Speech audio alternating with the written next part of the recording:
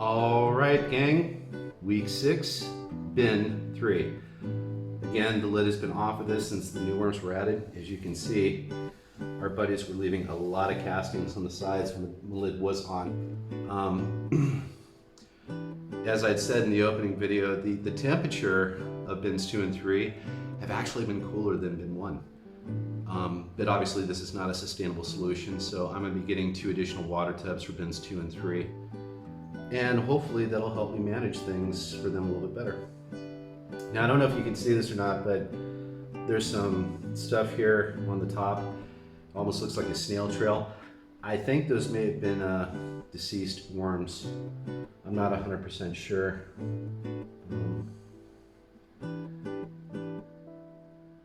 Kind of looks like it to me.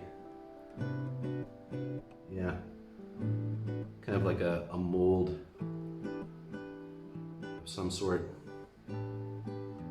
I think some of the worms initially died when the lids were on because, again, it just got too hot, and this was the decision that I made to make sure I didn't have another set of events. I knew that the mesophilic and I believe the thermophilic cycles had already taken place, but even here in the first week of October, it still was very warm.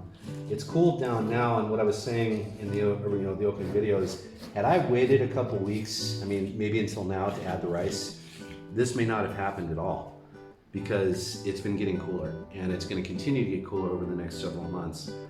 Our evenings will drop down into the 50s Fahrenheit, and our days shouldn't exceed the 70s Fahrenheit. That's our cool season. I know for everybody else in other places, you're like, that's just a regular day during the spring, but you know, it's our cool season here. Okay, enough of my yakking. Let's check it out. Now, these materials are probably much like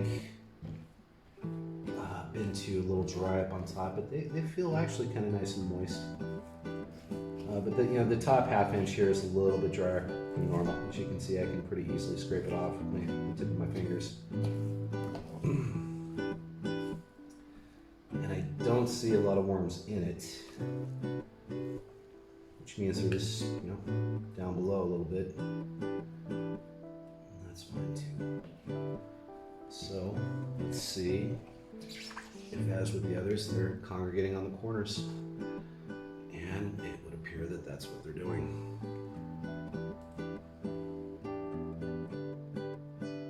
These are really big worms, and they're really cool.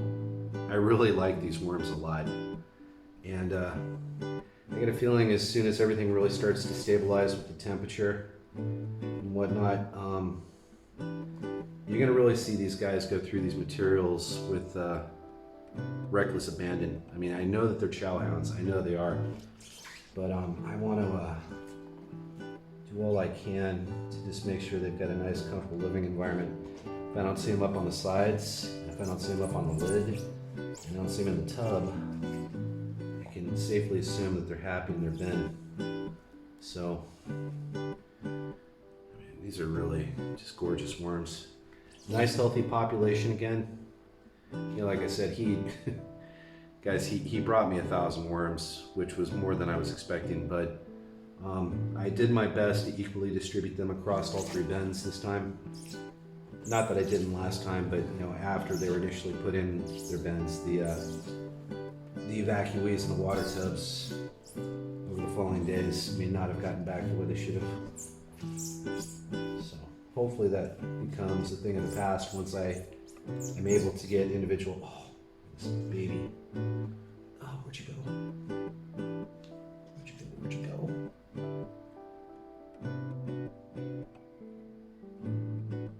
Had a little baby right here. I was going to show you. Sorry, I lost him. I don't know where he went. I had him and I lost him. Anyway, what I was trying to say is, once I get the individual water tubs for each one of the bins, it's going to be a lot easier for me to control things, especially when it gets hot.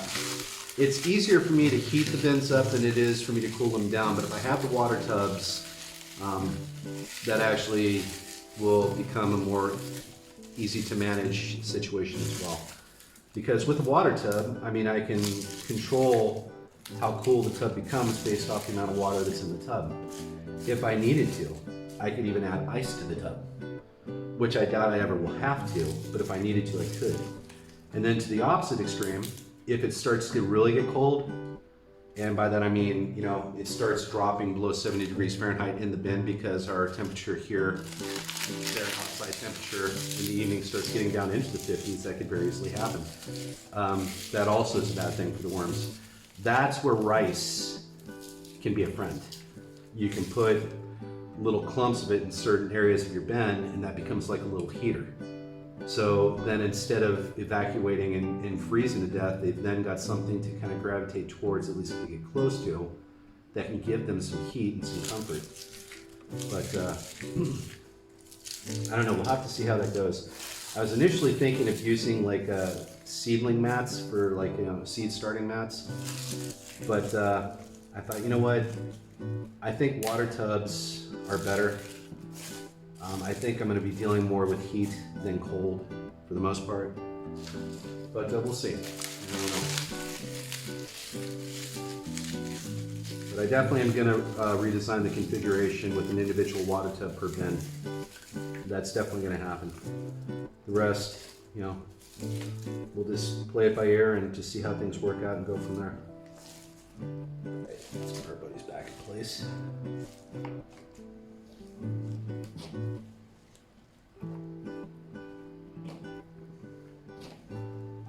Check out the center. Yeah. Wow.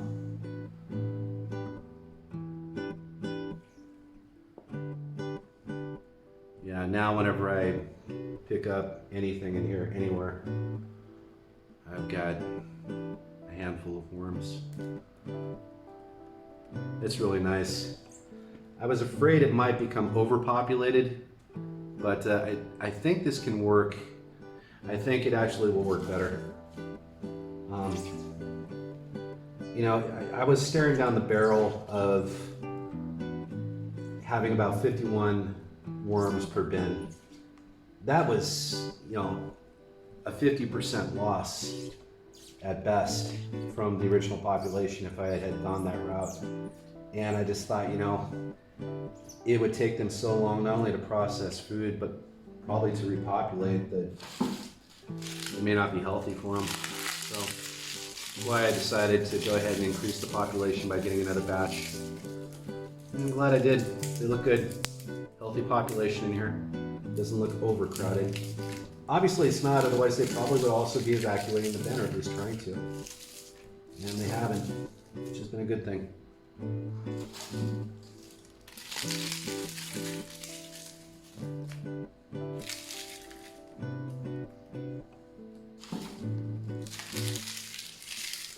Much like bin 2, I'm not going to be giving this one a natural cover like I did for bin 1.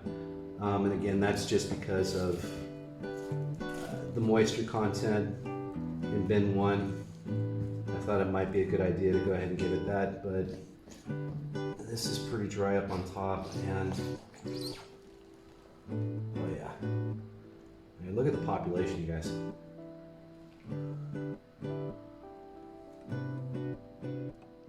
It's looking really good.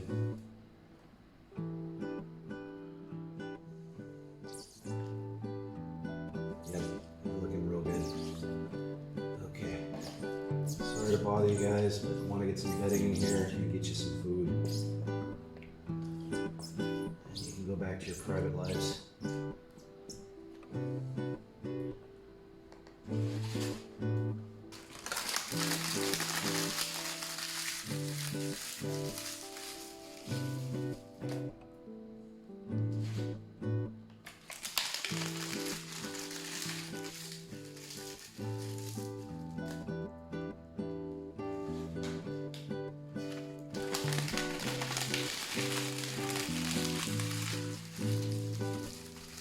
These leaves are huge.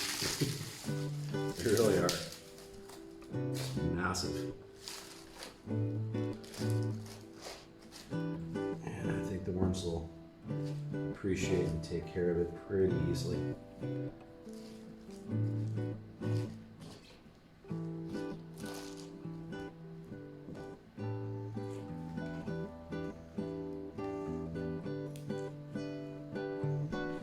All right, let's get them a feeding and let's get out of here. Let them get back to doing their thing.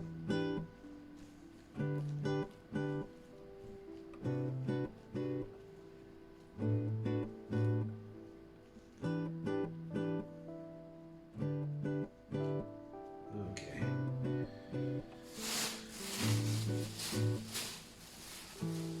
One cucumber slice.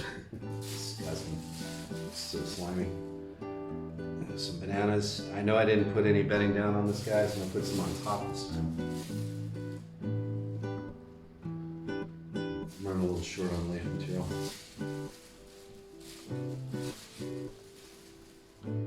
I could add some cardboard, but I don't want to this time around. I just had a ton of cardboard already.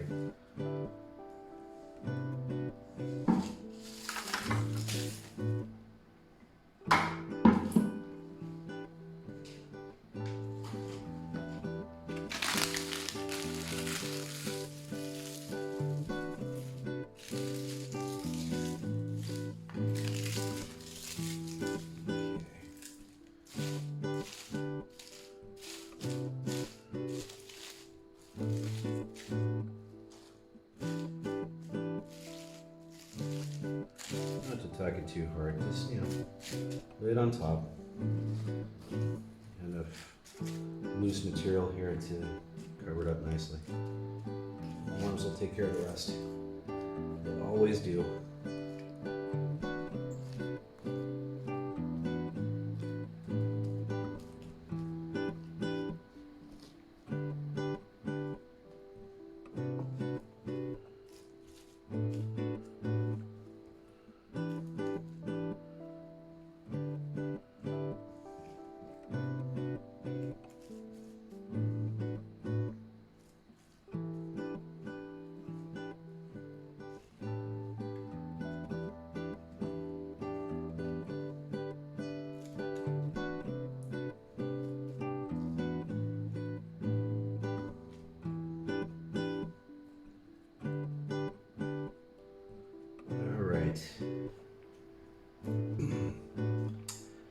Gang, week 6 is now completed. All 3 bins have been fluffed up, fed, and given some additional leaf bedding.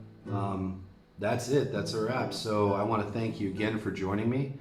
I'm very excited to see how things progress moving forward, especially once I get the new water tubs and redesign the configuration. But thank you for joining me today, and I just want to ask you to please like and share the video. Subscribe to my channel if you haven't already, and hit the bell notification icon so that you can be alerted the next time I upload new content. Until next time, wherever you are in this world today or tonight, you take care. Bye for now.